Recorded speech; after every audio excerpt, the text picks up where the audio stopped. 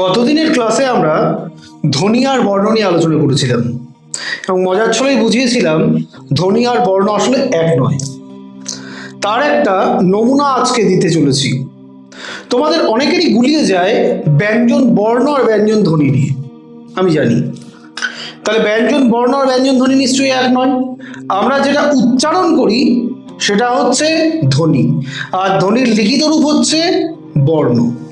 তো বাংলা ভাষায় ব্যঞ্জন বর্ণের সংখ্যা ৩৯টি, কিন্তু এখানে আছে ৪০টি।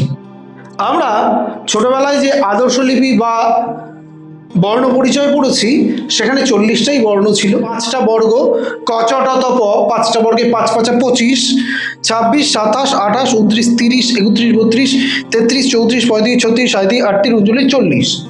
এই ৪০টা বর্ণের মধ্যে কিছু বর্ণ আমরা উচ্চারণ করতেই পারি না, কারণ আমাদের উচ্চারণ অনেক ক্ষেত্রেই আলাদা হয় না। মজার বিষয় হচ্ছে এই যে ৪০টা বর্ণ আমি লিখেছি, কিন্তু এখানে লিখেছি ৩৯টা।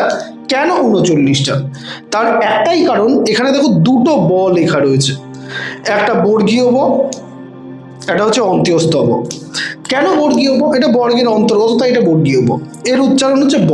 আমরা যখন বলছি বাবা, তখন এই যে ব উচ্চারণ করছি, এখানে এই বটা উচ্চারণ করছি।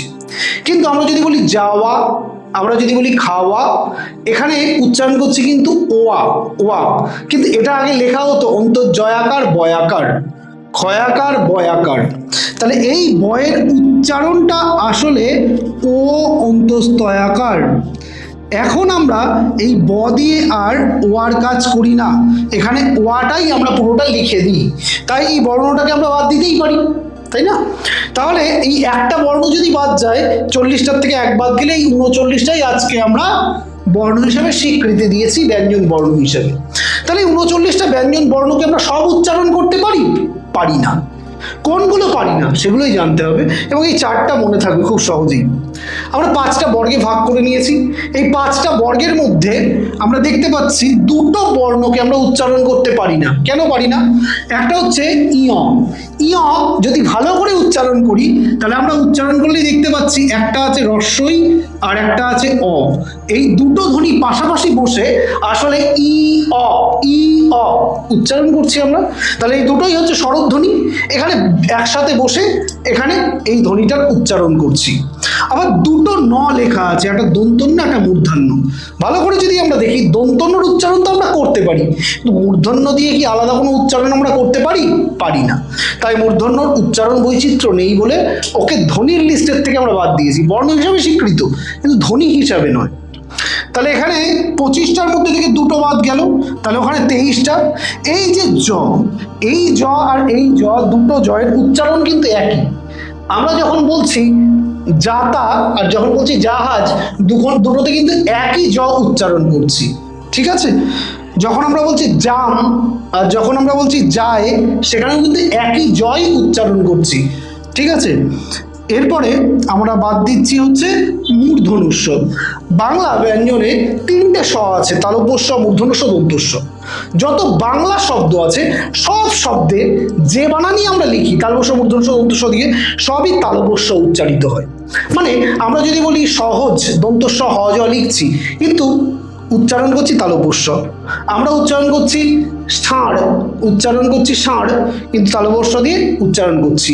যখন উচ্চারণ করছি শশা, তালব্য স দিয়ে উচ্চারণ করছি। তো খুব সহজ এটা। তাহলে দন্ত স কোথায় উচ্চারিত হয়? দন্ত স উচ্চারিত হয় একমাত্র বিদেশি শব্দ, অর্থাৎ ইংরেজি থেকে আগত বাংলা শব্দে। যেমন আমরা উচ্চারণ ধরো করছি সিনেমা, সিনেমা উচ্চারণ করার সময় জিভটা দেখো ঠিক দাঁতেই লাগছে। উচ্চারণ করো সি ফিশ, সি উচ্চারণ করার সময় জিভটা ঠিক দাঁতেই লাগছে, ওপরের পাটির দাঁতের পিছনে। তো কিন্তু আমরা যদি উচ্চারণ করি সময় সময়, তখন জিভটা কিন্তু দাঁতে লাগছে না। ভালো করে খেয়াল করলেই দেখতে পারবো। মূর্ধন্য স, তার মানে জিভটা তো মূর্ধায় লাগার কথা, মূর্ধন্য স দিয়ে যত শব্দ আছে, কিন্তু মূর্ধন্য স দিয়ে শব্দগুলোতে জিভ দাঁতে লাগছে না, সবই তালব্য স দিয়ে উচ্চারিত হচ্ছে। এরপরে আমরা অন্ত্যজ, এরও উচ্চারণ এর সাথেই পাচ্ছি, তাই ওটা বাদ যাচ্ছে। এর সাথে এই যে 4টে আছে, এই যে 4টে বর্ণ, এদেরকে আমরা বলছি অযোগ বাহ বর্ণ। অযোগবাহ মানে এরা একা কোথাও অবস্থান করতে পারে না বা বসতে পারে না, কোনো না কোনো ব্যঞ্জনের সাথে যুক্ত হয়ে তারপরে বসে। তাহলে এখান থেকে পাচ্ছিলাম 23টা, 24, 25, 26, 27, 28, 29, 30। এই 30টাকেই আমরা উচ্চারণ করছি, তাই বাংলা ব্যঞ্জন ধ্বনি হচ্ছে 30টা। কেন 30টা, কোন 30টা বোঝা গেল?